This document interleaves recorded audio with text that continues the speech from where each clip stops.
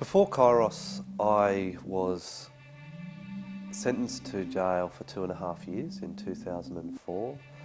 I'd thought my world had collapsed, and I'd also thought that God and my relationship had been torn apart.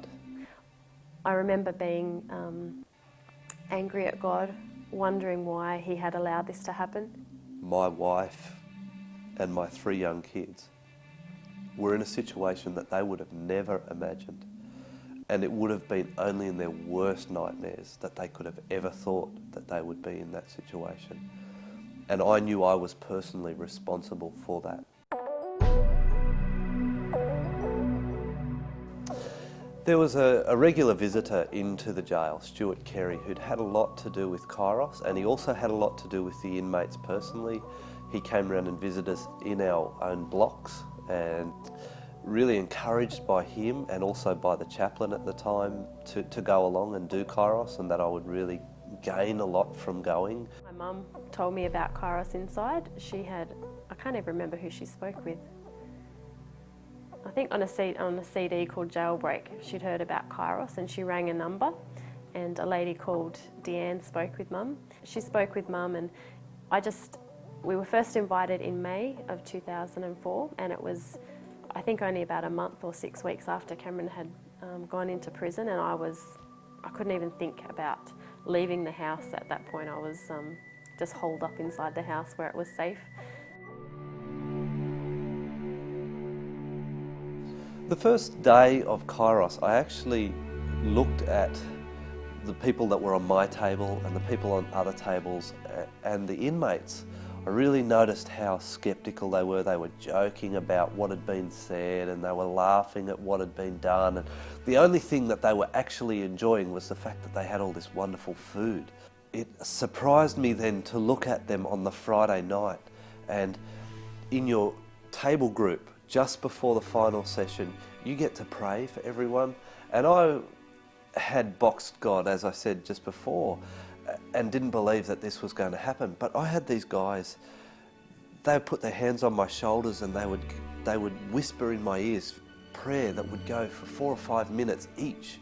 Every one of them was praying, and then to watch them converse about how the Spirit was going to affect their lives and wanted to be involved in their lives, and then to watch them stand up at the Kairos closing and have them go, man, just to be blown away by God.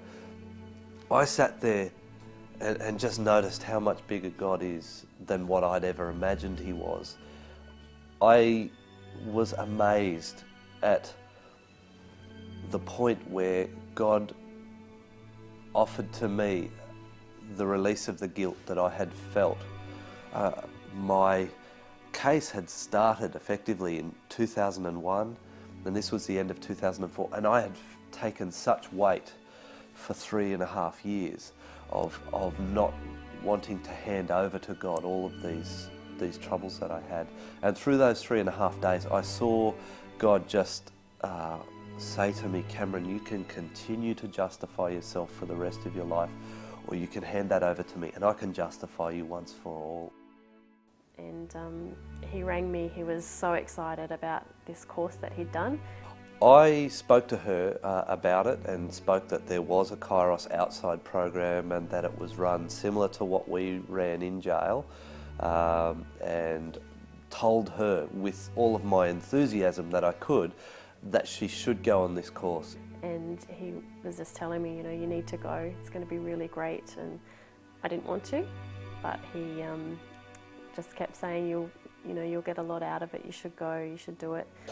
At the time it was sort of difficult, not because Rachel didn't want to do the course, it was because Rachel felt really alone and scared, and it was easier for Rachel to be at home, and she basically shut herself off from a lot of things. Apart from visiting me and maybe going to church on Sundays, Rachel really pulled out of so many things, and it was hard to get her to accept that this would be a great thing to go to. I'm not sure what got me over the line. I think that, Cameron really encouraged me. Possibly one of the things that excited me was the thought of a weekend away without the children. That was pretty exciting. I thought of sleep-ins and not having to cook and not having to listen to the fighting and all that kind of things. I remember as I was travelling up to the weekend, I don't think I said a word. Mum and the lady chatted and I didn't want to talk to anyone. I was just really scared, I think, about going. And when I got there, I just remember being so scared. At the first opportunity, Mum and I raced off to the room and hid in the room until dinner time because I just didn't want to talk to anybody. I remember walking into this room full of women and I looked around and I thought, why am I here? These women have no idea what I'm going through. They're lovely Christian ladies. But as the weekend progressed, I heard their stories and they shared with us the lives that they'd led. Some of these women were Christian women whose husbands had gone to prison. And for the first time ever, I was able to hear how Christian women coped and how they'd survived, and it gave me hope. I remember on the Saturday morning, we had a talk that was called Isolation and Rejection, and it was in that talk where one of the Christian women shared about how her husband had been sent to prison and how that had affected her. And with each word that she spoke, I realised it was my story, and I started to feel for the first time in I think that was 7 months then, 6-7 months. And at that point I broke down and started crying. It was the first time I'd cried since Cameron had gone to prison. I just started crying out, I guess, all the hurt that I'd bottled up for so long. And as the talks went on during that day, I felt more and more of the pain and the heartache that I'd been feeling and holding in, and that sometimes I wondered if I'd ever stop crying. And on that weekend, it was an opportunity for me and God to get back on track. It was an opportunity for me to really understand that God loved me and cared for me so deeply. And it was a process, I guess, of forgiveness, of really and truly and deeply forgiving Cameron, and for just restoring that relationship with God. Can't overemphasize just how much effect a Kairos course has on people like myself who were Christians and have felt that guilt and shame of being in jail. But firsthand I can see how effective it is on people that have never had anything to do with Christianity. And in a lot of ways, Kairos Outside became my church for a while.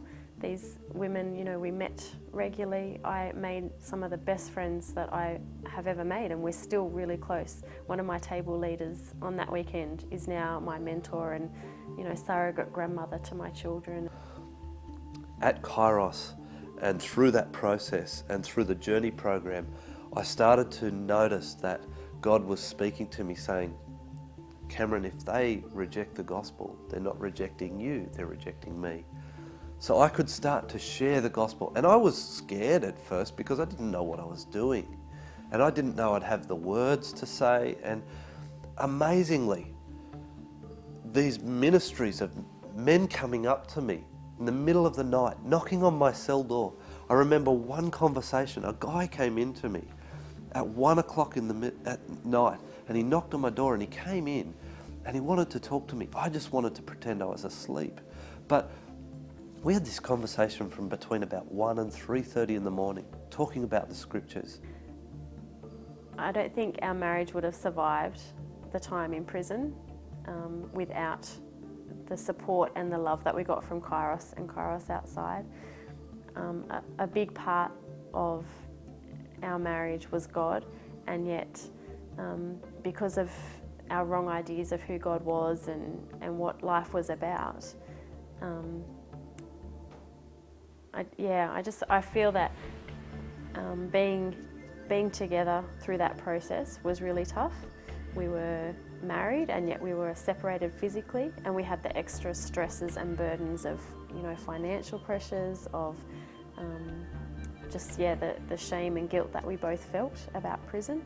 And yet we were able to start to communicate together in a way that we'd never been able to before. We were able to start to pray together for each other and together on Saturdays when we visited in a way that we never had been able to before. And I guess there was an honesty to it that perhaps we'd never had before.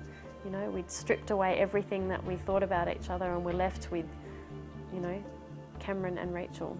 The Kairos course is the most amazing thing available to inmates, and I am just blown away by what God can do in 3.5 or 4.5 days to inmates.